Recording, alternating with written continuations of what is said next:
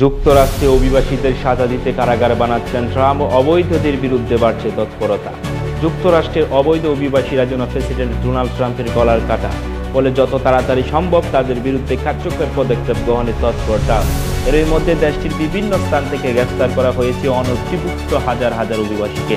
অনেককে পাঠানো হয়েছে নিজ দেশে। এবার অনিবন্ধিত অভিবাসীকে নিয়ে বিস্ময়কর এক পরিকল্পনা করল নতুন এই প্রেসিডেন্ট ডোনাল্ড ট্রাম্প। পরিকল্পনা অনুযায়ী কিউবার গুয়ান্তানামো বে এলাকায় কুখ্যাত কারাগারে 30,000 অভিবাসীকে বন্দী করা হবে। ট্রাম্প বলেন, তার কথায় 30,000-এর মতো অপরাধী অবৈধ এলিয়েনকে অথবা অবৈধ অভিবাসীকে আটকে রাখতে কিউবার পূর্বাঞ্চলীয় কুখ্যাত সামরিক স্থাপনায় একটি আটক শিবির নির্মাণ করার নির্দেশ দিয়েছেন।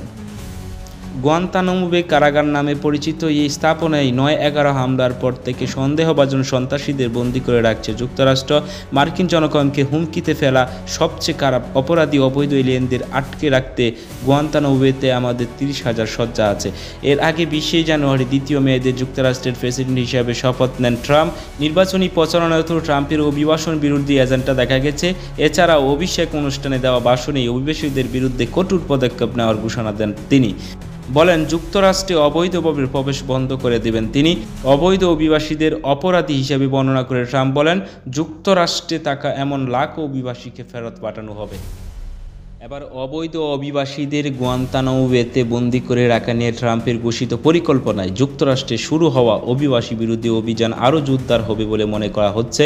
চুরি বা সহিংসতায় জড়িত অভিবাসীদের বিচারপূর্ব আটকাদেশ নিয়ে নিজের স্বাক্ষর করা একটি বিল প্রসঙ্গে হোয়াইট হাউসে বক্তব্য দিচ্ছিলেন ডোনাল্ড ট্রাম্প। এ সময় তিনি বলেন, গুয়ান্তানামো পরিকল্পনা অভিবাসীদের অপরাধের অভিশাপ নির্মূলে আমাদের এক ধাপ এগিয়ে নেবে। মার্কিন প্রতিরক্ষা বিভাগ পেন্টাগনের তথ্যমতে 2003 সাল পর্যন্ত গুয়ান্তানামো বেতে বন্দী সংখ্যা 680 জন দাঁড়ায়। তবে কোনো প্রতিবেদনে এই সংখ্যা 800 জন বলা হয়েছে। শুরু থেকে এই কারাগারে বন্দীদের উপর শারীরিক ও মানসিক নির্যাতন, বিনা বিচারে দীর্ঘদিন আটকে রাখা এবং আইনজীবী বা ন্যায় বিচারের সুযোগ না দেওয়ার মতো ভয়াবহ অভিযোগ ওঠে। দীর্ঘদিন ধরে গুয়ান্তানামো বে কারাগারটি বন্ধের দাবি জানিয়ে আসছিল কিছু মানবাধিকার সংগঠন। মানবাধিকার গোষ্ঠীগুলোর কঠোর সমালোচনা ও প্রতিবাদের মুখে সাম্প্রতিক বছরগুলোতে বন্দীদের মুক্তি দেওয়া শুরু হয়। 2001 সালে 11 সেপ্টেম্বর যুক্তরাষ্ট্রের টুইন টাওয়ার সহ কয়েকটি স্থাপনায় হামলার প্রেক্ষাপটে বিশ্বজুড়ে তথাকথিত সন্ত্রাস বিরোধী অভিযান শুরু করে দেশটি। এ আওতায় আফগানিস্তান, ইরাক ও আরও কয়েকটি মুসলিম সংখ্যাগরিষ্ঠ দেশে সেনা অভিযান চালায় তারা। অভিযানে আটক হওয়া ব্যক্তিদের ধরে এনে কুখ্যাত গুয়ান্তানামো বে কারাগারে বন্দী করে রাখা হয়।